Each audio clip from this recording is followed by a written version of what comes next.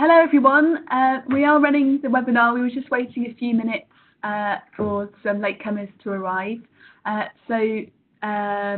Yes, just to confirm, you should only be able to see the slideshow.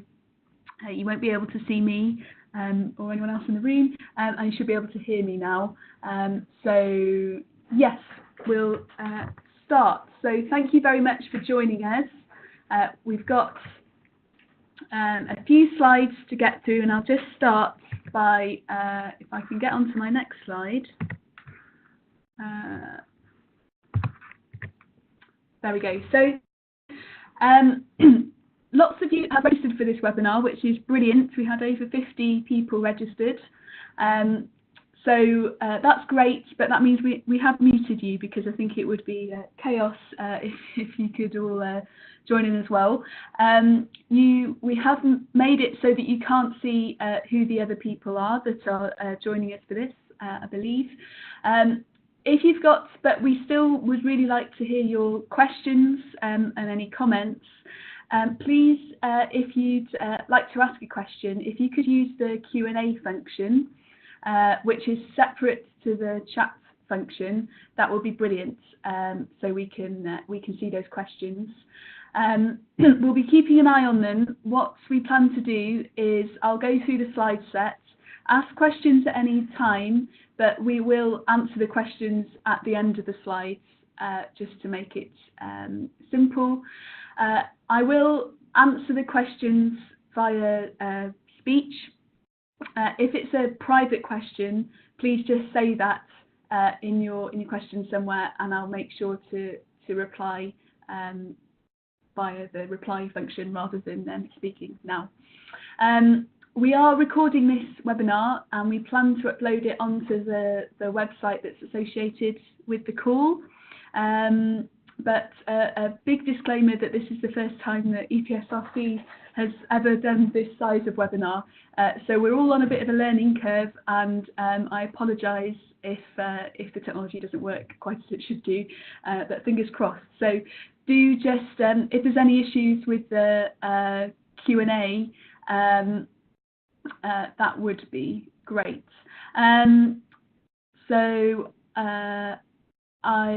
The Q&A questions, I believe, are anonymous. Yeah, so we just got a question about that. So yes, the Q&A questions are anonymous. But what I'll do is I will, if I'm answering one, I will read out what the question is, just so that it's obvious, kind of, yeah, what the question is. So to continue then, so the objectives of this webinar are really to help potential applicants understand the scope and requirements of this call. And as I say, we're planning to record it and then share any outputs with those that couldn't attend today. If the recording doesn't work, what I'll do is put the slides on the website and also any FAQs that come up. Just so everyone knows, we've also got John Baird, who is the head of digital economy theme, present today. So I don't know what you want to say. Hello, John. Yeah, hi everyone. Hope you'll enjoy and find today's webinar informative and hopefully not too entertaining, but interesting. Thank you.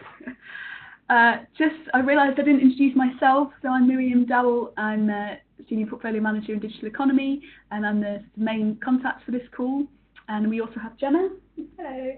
Yeah, Gemma's a portfolio manager in digital economy as well. And in addition to that, we also have Dan Hempt here from the EPSRC digital services team, just to provide probably much needed technical support. Okay, so what we're going to cover today then is really what is a NetworkPlus and what we don't think and what isn't a NetworkPlus, and some key points from the core documents and some lessons learnt from the review that we carried out a few years ago in digital economy. So they're the main things we'll cover, along with, I think, the important part as well is answering any questions you may have. I should say that, of course, we're always open to talking over the phone or by email, but we wanted to give this opportunity as well, because we're aware that sometimes questions are prompted by presentations like this.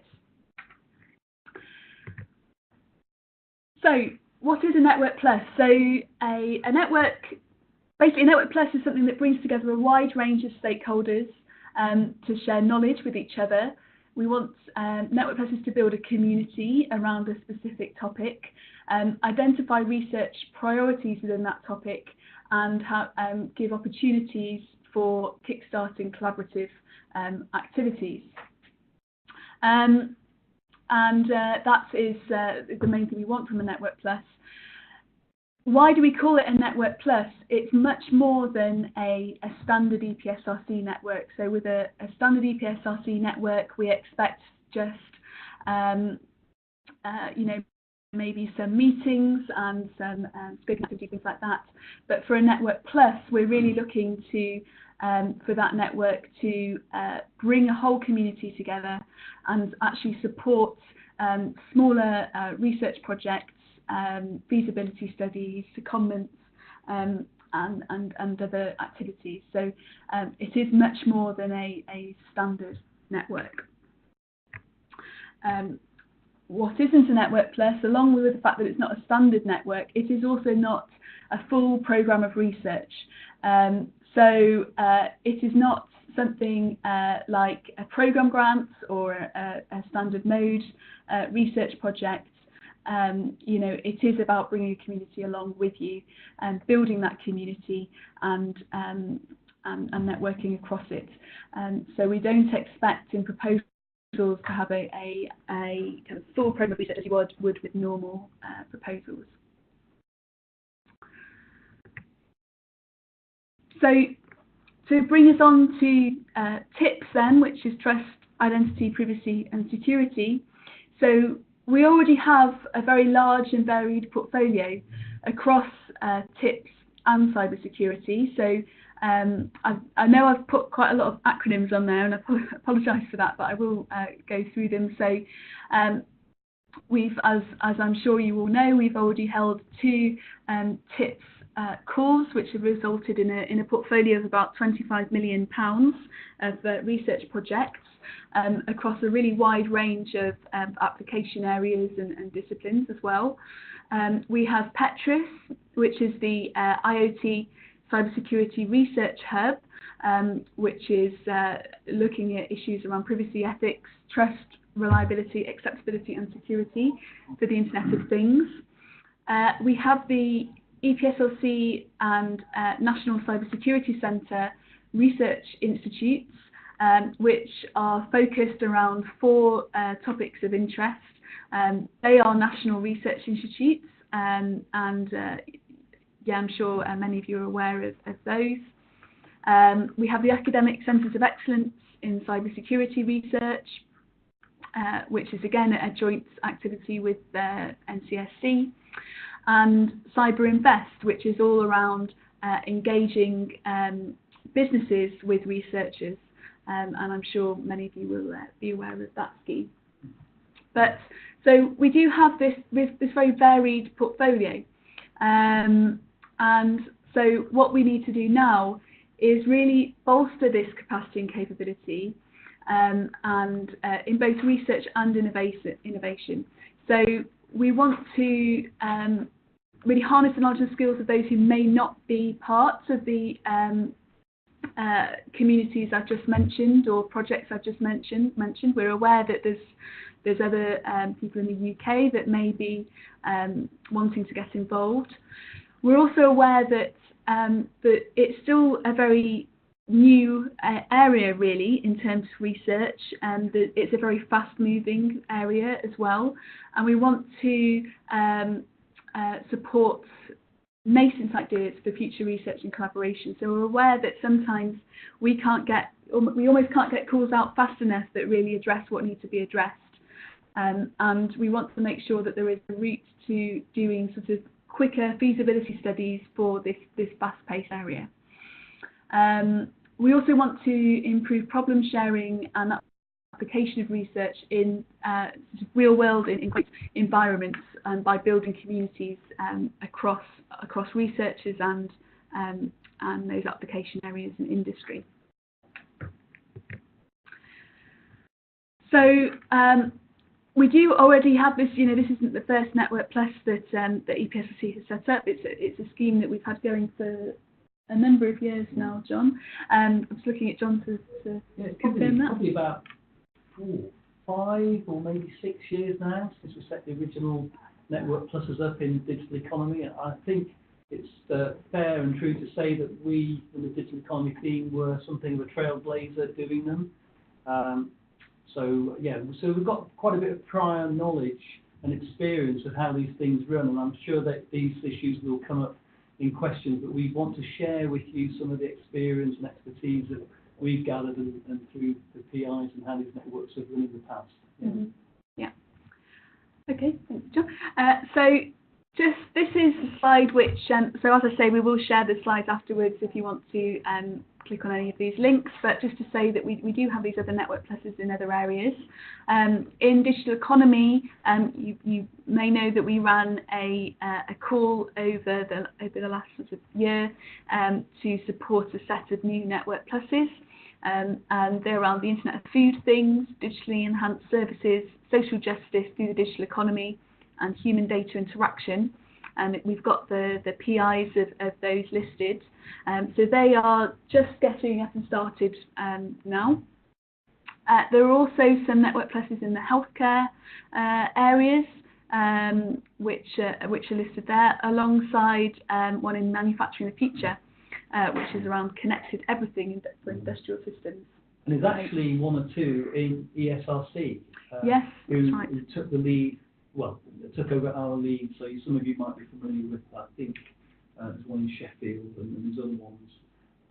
So there are activities that have spread throughout the community now. So this way of working, this way of bringing different communities together, but actually resourcing them to do something useful and to take partnerships forward, has become quite well established. So that's something we, again, want to do in the TIP space, really. Mm-hmm. Okay. So in 2016, we did do a review of the existing NetworkPluses at that time in digital economy, and we got input from DE NetworkPlus investigators. We did look at Research Fish data, and we'd also run a survey of NetworkPlus participants. And the majority of those survey respondents did feel all the activities that were run were useful or very useful, and there were lots of sort of new contacts and collaborations built as a result of the NetworkPluses that they were part of. And some things that were common across a lot of the NetworkPluses in terms of outputs were things like workshops, which are obviously a very popular but also key part of networking and bringing people together. Secondments, and that's in terms of academics and industry being seconded in and out to try and help knowledge transfer. Pilot projects, seed projects, feasibility studies, which are obviously smaller projects which can really kickstart something larger, but on a shorter term as well. So the kind of thing that EPSRC might not be able to fund as a standalone proposal just because of our restraints, but a NetworkPlus could do. So if there's an idea which just needs a couple of months of short-term funding just to kickstart it, that's ideal for a NetworkPlus. They often lead to further funding, so bringing new people together can obviously lead to different proposals being written for other funding opportunities, not obviously beyond EPSRC as well. And also it can stimulate funding from other sources such as industry as well. Publications is obviously a common academic output. We expect things like new contacts across disciplines and other stakeholders and collaborations with them. So, I think the whole point of a NetworkPlus is to bring people together and stimulate those contacts, but also to have the capacity to actually enable those to build into full collaborations rather than just a name and address book, actually getting to know each other properly and forming those full collaborations. We've also seen a lot of policy impacts, so things like feeding into government reviews and horizon scanning reports and things like that, and that the NetworkPluses have been really helpful. I think from our own point of view, we do see the NetworkPluses as kind of key focus points in our community. So when we get asked to do things at short notice or to get input into various reviews or anything like that, then we will often go to the NetworkPluses as the sort of one of our first points of call, really, to get input on that. There's also often very good presence on the web through films, talks, case studies and things like that. So actually getting a wide dissemination of the work that's done.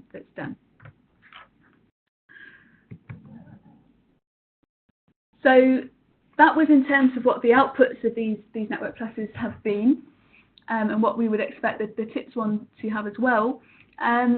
Some key messages and lessons learned from this review, which I hope we can take forward into this one. So there was a clear, well-defined topic needed to focus plans and activities. Now, in the core document, we did say that we recognise that TIPS is a very broad area. What we would expect is the NetworkPlus to broadly cover all the elements of TIPS, but we don't expect you to cover, as an umbrella way, but we don't expect you to have deep activities and depth in every single aspect of TIPS, but we would like you to broadly cover the main issues. Administrative and host university support for the network is vital. So this is not a normal proposal. I mean, a normal proposal, a normal grant, of this size is complex to manage if it's just a research project. With a NetworkPlus, it really is quite complex because you have things like feasibility studies that we hope would be not just with your university. We're expecting lots of universities to be involved, and dissemination activities which are non-standard. So really high quality, good administrative support is really vital for success. We recognise that, and this was one of the lessons learned, that different scales of feasibility study funding are appropriate for different topics or disciplines. So what might be appropriate for one may not be appropriate for the other, and you might want to be flexible about the type of things you're offering. You do need to be clear about full economic costing of network activities, and you need to have clear expectations across every partner involved in the NetworkPlus and parties in terms of who's arranging what. It's important that longer-term plans in terms of legacy and sustainability of the network are considered early on, you should also consider interactions with relevant catapults, wider use of social media as well. I think it was felt that past networks maybe haven't made as much use out of those sorts of opportunities, so we'd expect that. It's important to think about the needs and drivers of all the different stakeholders involved, and make sure that they can contribute to the success of the NetworkPlus. And also, I think, as with any project, really it's important to have clear objectives and a plan to progress the network as it goes through its lifetime, and also communicate this to all the members involved. So the aims of this call then, so specifically we want to build an industry-academic relationships in the TIPS area. We want to bring together experts from across all the relevant disciplines, and as well as non-academic stakeholders to kickstart those new collaborations. And also, there are disciplines that you might not consider themselves yet to be part of the TIPS landscape. Things we talk a lot about disciplines like economics, law, sociology, behavioural sciences, management studies, but there may well be more kind of you know, any discipline it should be welcome here. There could be things in the arts or other places that need to get involved. Also the physical sciences, engineering as well. We need to facilitate. We want the NetworkPlus to facilitate conversations aimed at breaking down the barriers between industry and academia. You know, we can imagine workshops on things like intellectual property management, responsible innovation, and different approaches to those two things. And I mean, those are just two examples. Or we recognise that there's lots of the challenges in working across industry and academia, and what we'd want is to see the NetworkPlus trying to break down those barriers a little. We'd want the NetworkPlus to act as a focal point for tackling and developing new aspects of research innovation tips, and also go some way to work with industry to actually consolidate what their research problems are in this area. So, you know, we recognise that it's difficult to have those conversations often, but hopefully the NetworkPlus will be able to facilitate some of those conversations and disseminate the outputs of them to the wider community. Yeah, I was just going to say, somebody's asked a question already about how does this differ or build on the Cyber Invest activities and what lessons came from that. So I think we've included that as a starting point, really, because that's something we worked at with GCHQ and National Cyber Security Centre, where this group of companies, and I forget how many exactly, over 20 companies involved in cyber security issues, agreed to spend quite a bit of money on supporting research in UK universities. But since that activity was set up, the companies have not really had a vehicle to collaborate with or engage with or to fund projects with academia. So we're sort of thinking that the NetworkPlus could and should involve these companies and others, but it also allows the companies to have a platform to engage with the academic research base, and then in a co-created way actually try and do some projects that then might lead to other funding and other engagements. So it's part of the NetworkPlus activities. It's quite broad ranging, but it's to try and build those links and act as a platform for co-created proposals and projects, feasibility type stuff, to engage and emerge from industry. Okay. Okay. Thanks, John. So just some points to note, which you will have seen in the core document. So we have up to £1.7 million available to support one NetworkPlus. So we do expect to support a single NetworkPlus in this area. And the awards can be made for up to 48 to 60 months duration. So we leave it to you as the applicants to decide how many, you know, what the appropriate length of time is for your proposed NetworkPlus. It should cover the broad tips landscape and activities UK-wide. I've seen there's a question come in about whether it has to involve more than one academic institution. We do expect a consortium approach here, so we do expect that.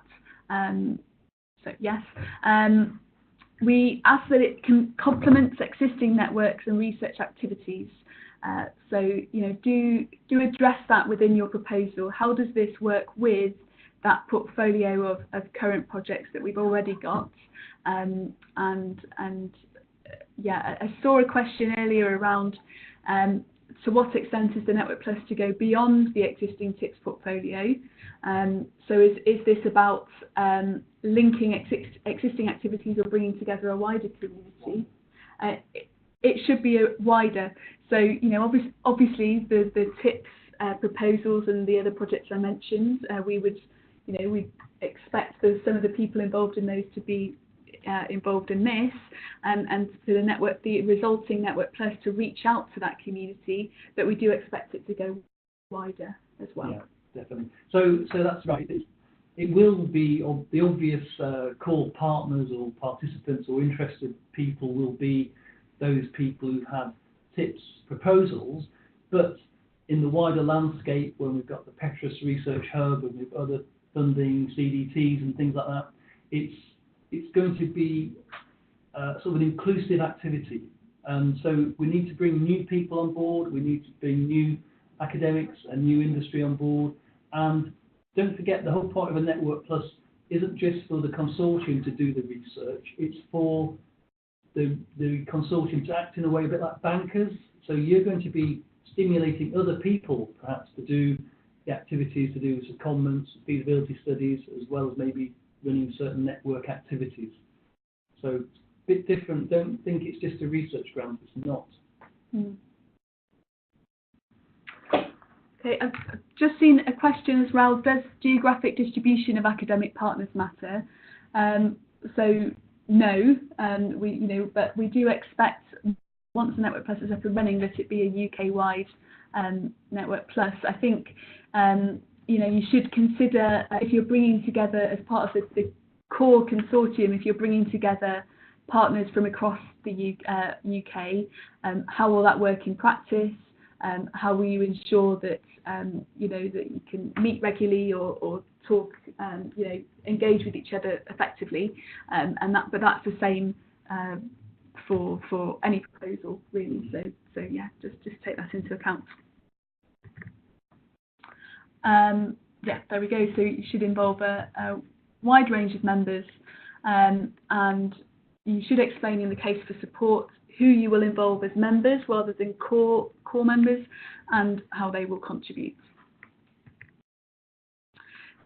So the assessment criteria are listed in the core document. So obviously we will be assessing the fit to the call, so that potential to identify tips, research opportunities between industry and academia, and advance the UK's capabilities and tips. There's also this question around what will be different and better as a result of this NetworkPlus funding, and that will be asked at interview. There's the quality of the proposed network, so the ambition and the adventure, the appropriateness of the proposed memberships and proposed activities. That national importance criteria all around contribution to the success of UK economy and society. Within that, we'll also assess how the activity complements existing networks and current research activities, and that there's evidence of this user engagement, co-creation and support across users or potential users of the research. And that would be either financial, so cash support, or in-kind contributions.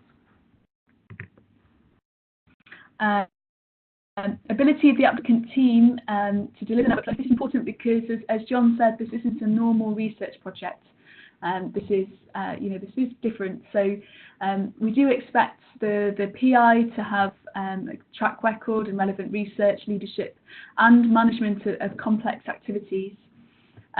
We expect to see evidence of thought leadership, responding to strategic and policy drivers, and also sufficient support for managing this centre. So I was saying before about administrative and coordination supports, dedicated to the NetworkPlus. We'd also expect an appropriate range of expertise of core NetworkPlus members. Resources and management, so again, the appropriateness of the requested resources and the proposed management structure, and management of funds for those feasibility studies, and the appropriateness of plans for that. We also, as always, we would expect to see a clearly thought through and acceptable pathways to impact, appropriate engagement plans with potential users to accelerate impact, and the appropriateness of any dissemination plans we've got. So just finally, really, just to go over the timetable. So the deadline, as you will all know, is 4 PM on the 6th of December. These proposals will go straight to interview in February, and the decision will be communicated after that, and probably sometime in March. We will obviously tell you the result of the interview as soon as we can following it. In terms of start dates, we don't have any key restrictions there really, so you should aim to start the project when it's best for you. No, there won't be any postal peer review. These proposals are going straight to interview. So, yeah.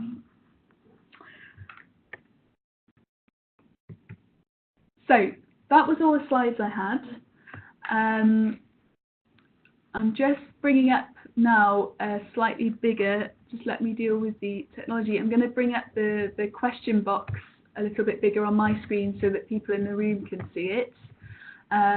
But do feel free to type in any questions you've got at the moment so we can answer them.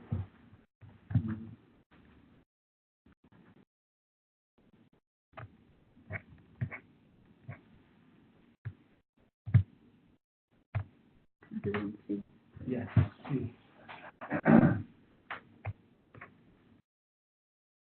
Top should go top to bottom. Yeah.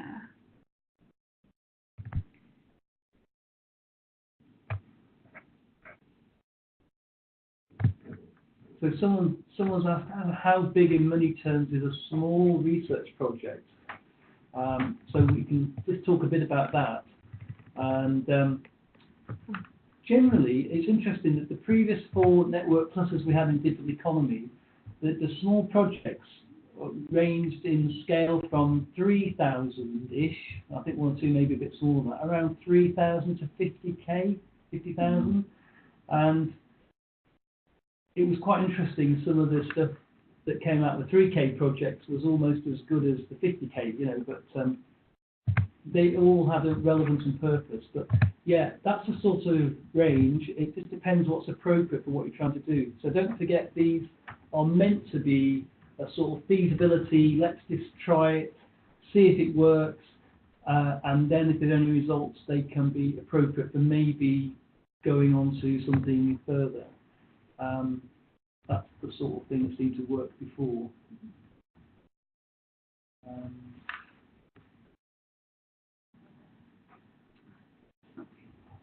I think we already answered that one. Yeah.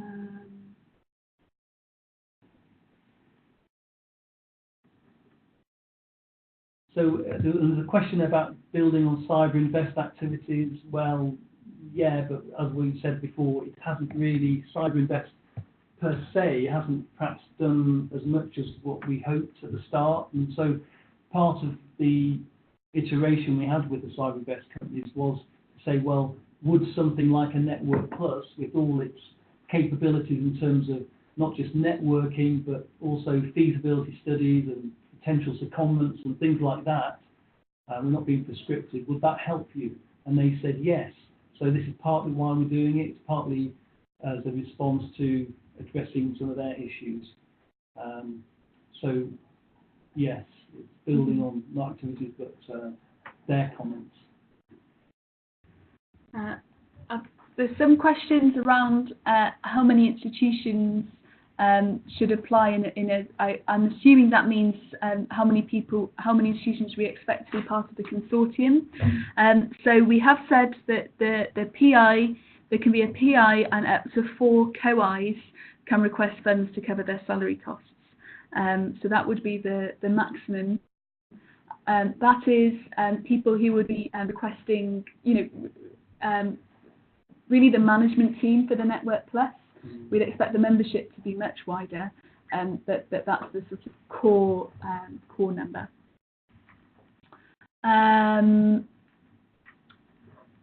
We've got one, can you speak to requirements for participating entities? I'm assuming that means project partners, and I think, as with other EPSRC activities, it does depend on the project partner.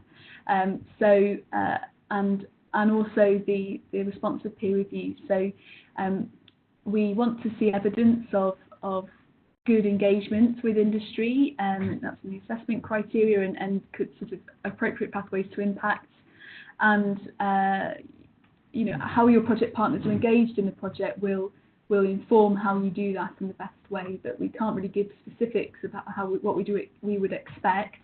It's really what's appropriate for the project, for the NetworkPlus that you proposed.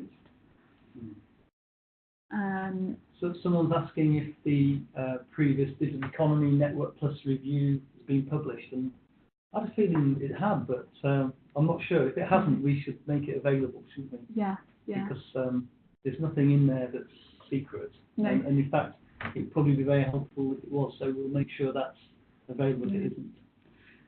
There is on the NetworkPlus call that Digital Economy ran last year, the page for that has some slides for the workshop that was run for that, but also some slides from a couple of PIs of previous NetworkPluses, so Roger Moore and Sarah Sharples, who gave talks at that workshop.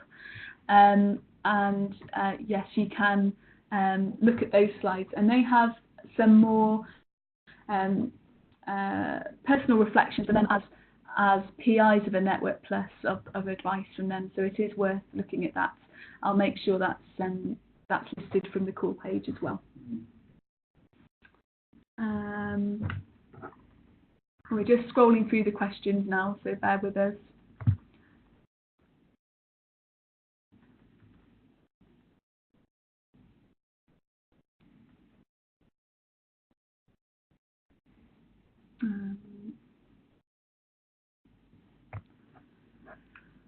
So can an academic be a member of more than one proposal? So we haven't said you can't be, but I would, just bear in mind the response of peer review and your own. It might raise more concerns than issues of game playing, for example. Yeah. I think the thing to think about, we haven't mentioned this before, but one of the things that came out strongly before, and there is a lot of information, as Miriam said, on the previous Digital Economy NetworkPlus call, where we got the review of the activity we did there, the workshop and everything. So there's stuff to look at on there, and we'll give you the links. We'll put those links up. But the thing to bear in mind for these things is what we really want. The PI really and the COI should all be regarded, ideally, as thought leaders to the community. So this money is not for you per se. Obviously, you as investigators will get the award, but it's really meant for people who are respected in the community and can offer ideas to move it forward. But the networking events would be owned and run, if you like, by the community. So you'd be acting as a banker, sort of thought leader banker, setting the framework, getting the money and saying, here's some ideas, but handing it over to the relevant partners and parties to co-create activities that would then move the whole area forward for the benefit of UK PLC.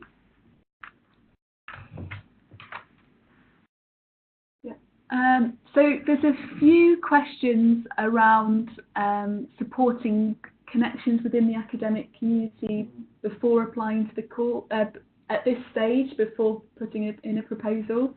And someone's asked around the workshop. So, in an ideal world, we'd love to run a workshop, but we've only got limited resource and limited time. And so unfortunately, we can't do that before the deadline for the call. We haven't planned to make any connections between academic partners. No, we haven't. So someone's asked a question about, can we give an example of a 3K project? Well, actually, yeah, I can, because as part of the NetworkPlus we had in Digital Economy business models, there was a project all around distributed ledger technology that Phil Godsith, who was at Surrey now, Exeter, had.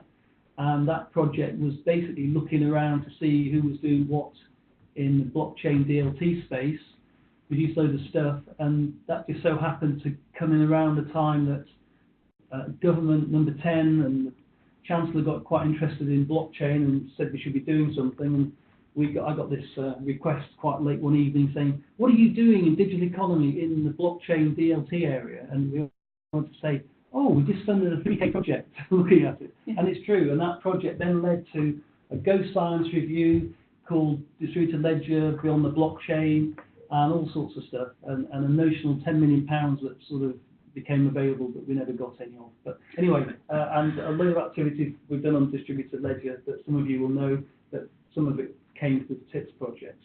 So that was one small example of a project that came out of a NetworkPlus, in that case, business model, NetworkPlus. So although so just to answer one of the questions, although this NetworkPlus is funded will be up to £1.7 million, we expect a large amount of that to actually be assigned to feasibility projects and other similar things, which could be, as John said, any size, 3 to 50k, smaller projects to support things like he's just mentioned. So it's not that a single NetworkPlus is funded for 3k or 50k. Yeah, and we haven't made any sort of ordained breakdown in terms of the proportionment of funding. What we said before in our previous exercises for NetworkPlus was, you might think roughly a third on secondments, a third on feasibility, and a third on networking activities, but it's not really specific in that sort of breakdown. It's what's appropriate to the projects and the support you want to give.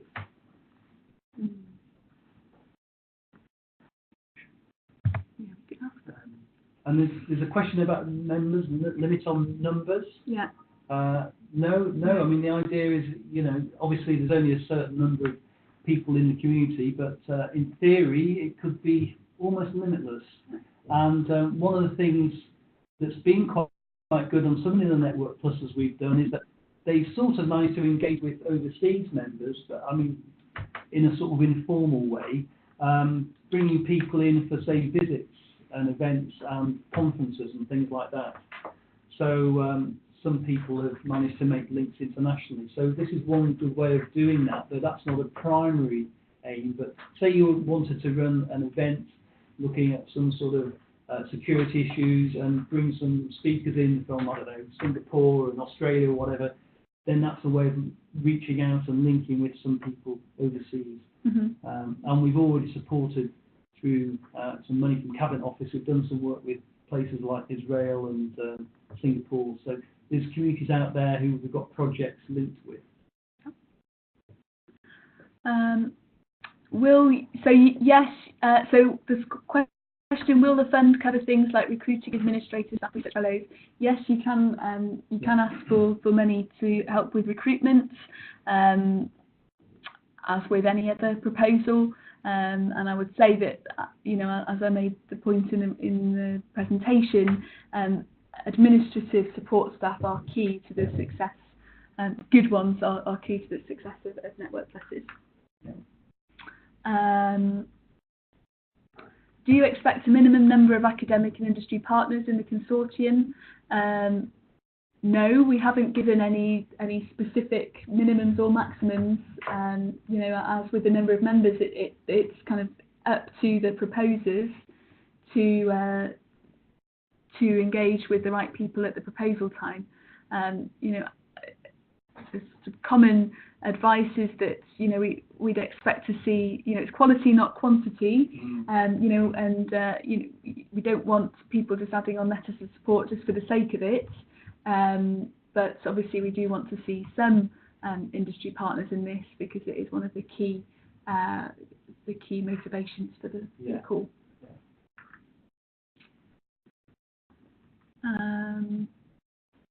There's a question about in preparing the bid, it's going to be a sort of competitive process, and the community risks getting more divided during the bidding phase.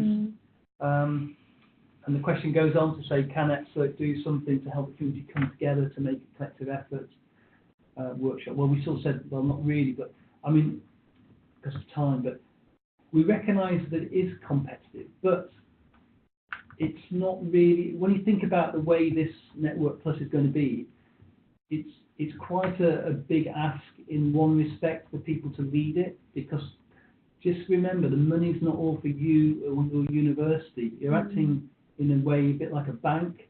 You know, you're acting like a mini research council, perhaps, a mini funding agency. That's perhaps another way of looking at it. So you're going to be acting, whoever is part of the consortium for holding this award, will act as a sort of small funding agency to then run a series of activities. Mm-hmm. So that's why we're looking for people who've got the thought leadership, the sort of breadth and scale, and you know, the consortium will have that breadth and scale of involving the right and appropriate people, and that's why the peer review and interview will want to be assured that the people holding the award have that necessary breadth and depth.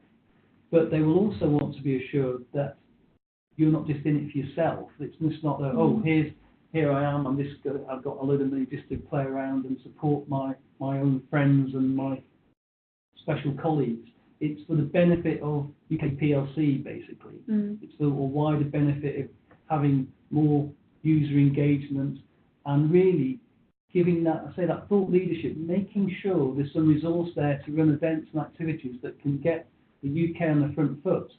So to give you an example, there's lots of current initiatives happening in government, whether it's Industrial Strategy Challenge Fund or Strategic Priority Funds and things like that.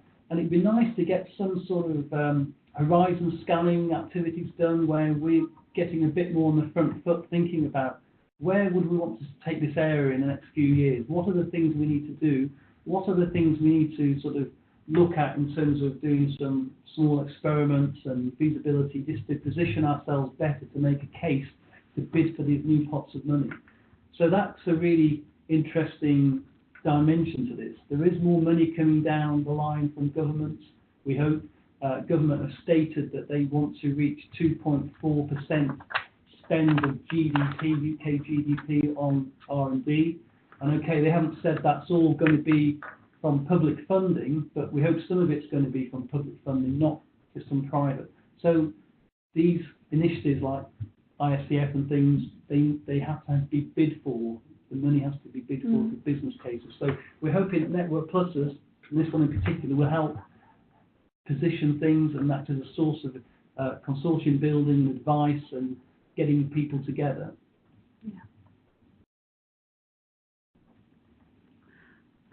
Yeah. So we've got a question, is there an expectation on the percentage of PI and co-I time allocated to the NetworkPlus? And the questioner has sort of answered themselves, because it said, bearing in mind the need to maximise community building activities and feasibility studies, etc.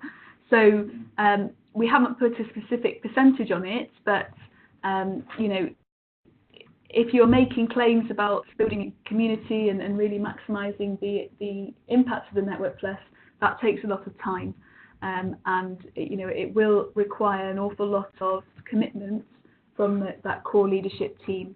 So I think you know, the peer review will expect to see that. And you know, if you're just putting down a few, you know, a couple of percent of your time as a PI, then that won't be enough in order to really maximise the opportunity there. There's a question: can an industrial partner support more than one bid? Yes, we haven't put any limits on that, and it's up to the industry partner to consider whether they want to do that, although we will only be funding one NetworkPlus in the end. So you know, there wouldn't be a risk if they were involved in several, them to be involved, that those all getting funded. And you know, the NetworkPlus will be a national NetworkPlus anyway, so they should be able to get involved post award. We're just having a look through what else has come in to see whether we've missed anything. And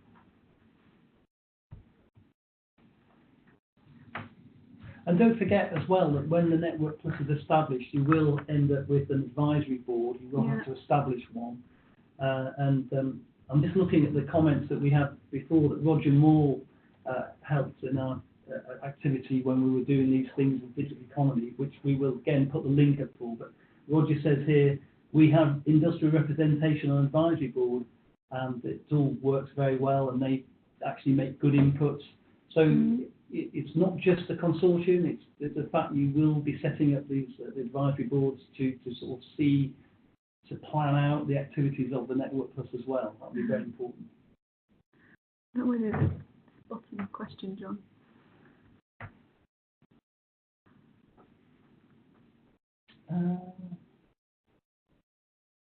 That's an interesting question. Yeah, I mean, there's an interesting question just come in. It says, will there be a possibility of recommending for a joint application, say if two applications are related, instead of rejecting both? Yeah, I thought of that. I mean, I guess the thing is that what that would probably mean if the interview panel, because it's not just us sitting around the table here going to be deciding, is it going to be a panel, an independent panel? If that was seen as a really strong thing to do, in theory that could happen, but I think it would probably mean that a new bid would have to come in, possibly.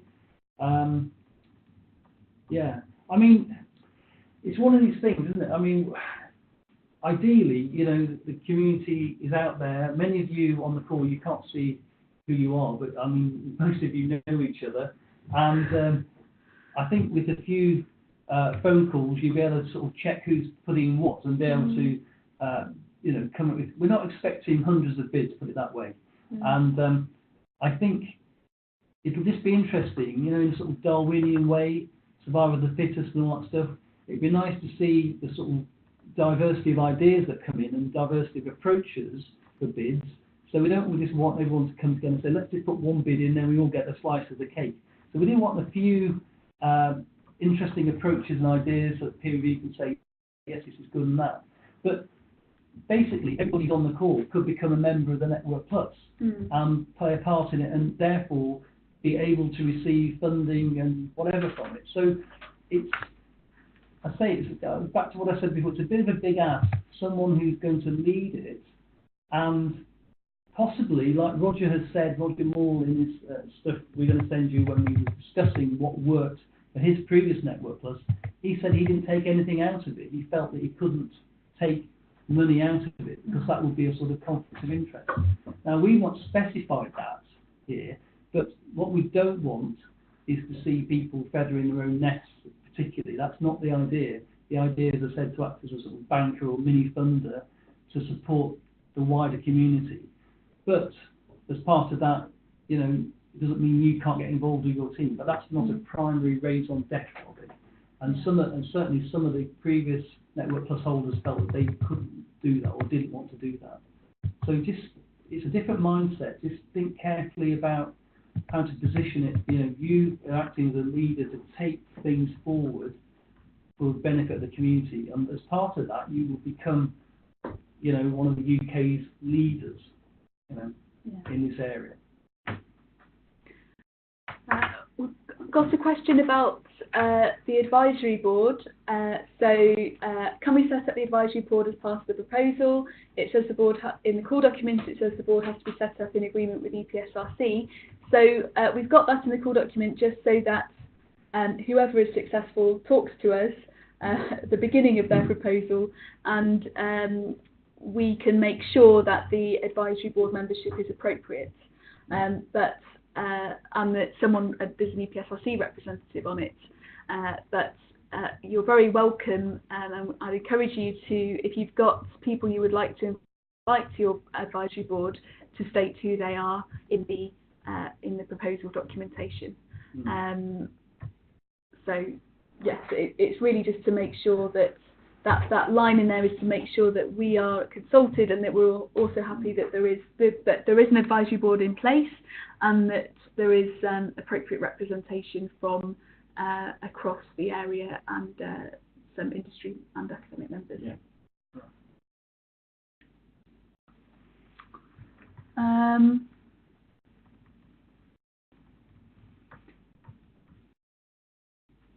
And in terms of sort of there is a few questions about this networking before the proposal. We'll have a think, and if we can think of anything, we'll be in touch. The issue with sharing details and things like that is that we haven't asked for your permission to do that, and we haven't said that we will as part of this webinar process. So we can't just immediately publish these on the webinar. But we'll put our thinking caps on, and if we can think of anything, we'll be in touch. Someone's asked a question about how can the leadership team be adjusted, co-eyes, if the community feels a need to do so post-award. Well, that's the same sort of rules as a normal EPSRC grant, I'd imagine. I mean, I'm trying to think whether things have changed in the past. Don't know, but yeah, people move around and come and go, so there's no reason why it couldn't be. But don't start the project with a view that you will want to chop and change, I guess.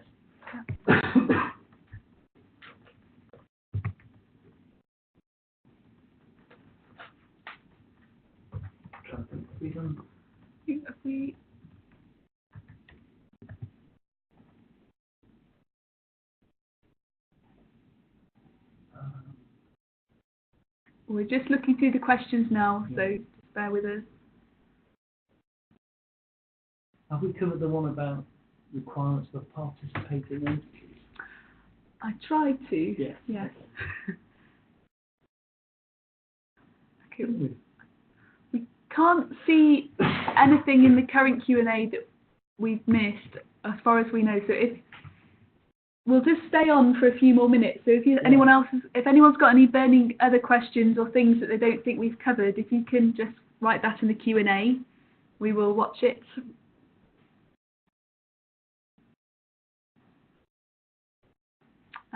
Is it expected advisory board to be formed more by industrial people? Well, we'd expect an appropriate balance. Yeah. So, because of the aims of the NetworkPlus, we'd expect some industry people to be involved. But it is a NetworkPlus to support research at the end of the day. So there needs to be some academics as well. So, there needs to be an appropriate balance there. Yep. Can you give some figures on how many small projects former NetworkPluses have supported on average? That's a good question. That's a good question, yeah. Can we do that? I'm sure if we dig around we can find them. But roughly speaking, the previous batch of NetworkPluses in digital economy were around 1.5 million each. Yeah. And some of them, I mean, that includes the PI time and everything. So, yeah, some of them over 3 years spent around 400k, 500k on projects. It did vary because some of them found different things work differently for their communities. So you could say it was between 10 and 20-ish over the time, that sort of number.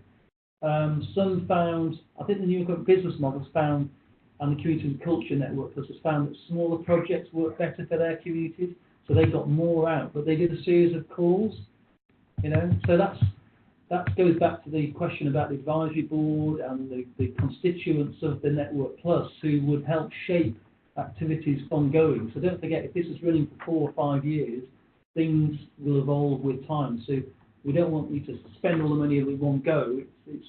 That's why I want to see a plan of initial targets and then perhaps things you might want to tackle later. Yeah. Any guidance on research topics EPSRC would like to see? So we haven't been any more specific than trust, identity, privacy and security because this NetworkPlus should broadly cover that whole research area. Obviously, in terms of specific calls that a NetworkPlus might run or people involved, there may be specific topics that you choose. That would be up to you, and it would also be up to you how you went about choosing those. So you might choose to do some workshops in the first year to crystallise some priorities. Yeah, that's true. I mean, we suggested some things that we've picked up. For example, when we've had meetings with the cyber invest companies, with the NCSC people, an issue around intellectual property has come up. And it's become apparent that different universities have different approaches and variable approaches to handling IP.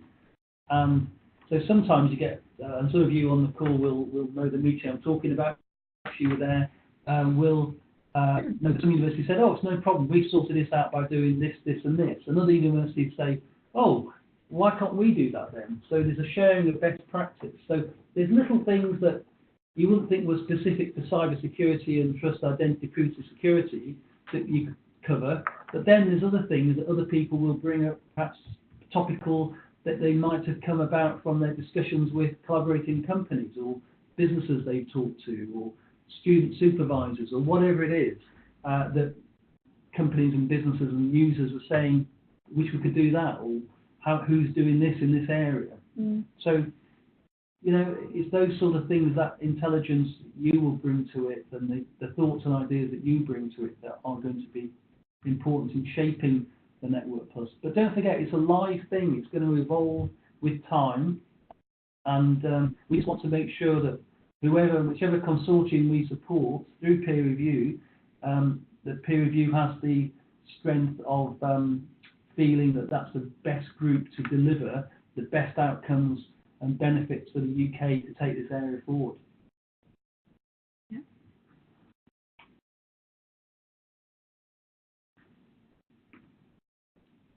And we will be this presentation will be on the web, won't it? It's been recorded, so you can look at the slides and hear the conversation. Yeah. And we will be putting a few of these little links up from our previous NetworkPlus events in digital economy. So there's some learning there. You've got to see Roger Moore's little spiel and Sarah Sharple's experiences from running NetworkPluses there, which you might find useful if you're thinking about putting a bid in. Yeah, I would appreciate you finding a way to share who participated in the webinar and is interested. It would be fine if you shared my details with others who agreed to disclose their identity. So we'll get our thinking caps on and think about whether there's a way we can do that. Yeah. Yeah. Okay. Someone said we'll interview be the PI and co-Is. Have we said? We haven't given any specific guidance on that yet, but we will do once the deadline has passed. We will have a limit. We'll have a limit on the number of people you can bring to interview. Yeah. It's normally 3. And it will be up to you to choose who you bring. Okay. What URL will the presentation be available from? It will all be on the call webpage on the EPSRC website. So there's a web page for this call where the call document is held, and we'll put it there. Once it's all up there, we'll email you all so that you've got the link as well. Okay. So I don't think any other questions have come through. No. It's okay. Yeah. I mean, well, I think we'll probably just stay on the line for a minute or two. But yeah. I mean, obviously, you know where we are, and knowing some of you names up there, you're not slow in coming forward. So I'm sure some of you will be in touch one way or another. Yeah. And well, thank you. It's been interesting. Yeah. Yeah. Thank you for bearing with us as well with our technology, and yeah, as John says, our contact details are on the EPSRC website, and we're always open to people getting in touch. Yeah. Okay, so thank you all very much, and yes, we'll see you soon. Okay. Yeah. Thank you. Yeah.